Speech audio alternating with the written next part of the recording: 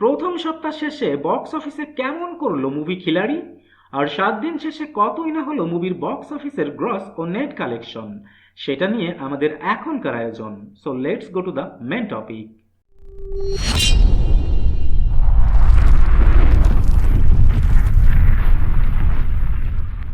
অপ্রত্যাশিতভাবে কিছু সিনেমা ভালো ব্যবসা করে বসে, তেমনই একটি মুভি খিলাড়ি।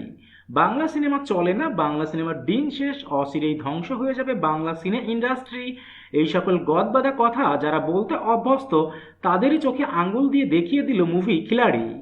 দর্শক সিনেমা দেখতে চায়, কিন্তু তাদের সামনে তো কন্টেন্ট পৌঁছতে হবে। নিয়মিত মুভি মুক্তি পেলে বাংলা সিনেমা ঘুরে দাঁড়ানোর সমূহ সম্ভাবনা রয়েছে, সেটারও প্রমাণ এই খিলাড়ি মুভি।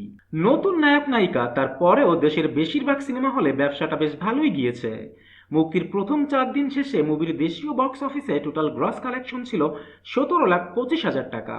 অন্যদিকে পঞ্চম দিনে অর্থাৎ 16ই ডিসেম্বর মুভি গ্রস কালেকশন তুলে আনে 5,50,000 টাকা, এবং ষষ্ঠ দিনে মুভি গ্রস কালেকশন তুলে আনে 3,50,000 টাকা। আর মুভির জন্য গুড নিউজ হলো নতুন কোনো মুভি মুক্তি না পাওয়ায় অধিকাংশ সিনেমা হলে দ্বিতীয় সপ্তাহে মুভিটা চলছে।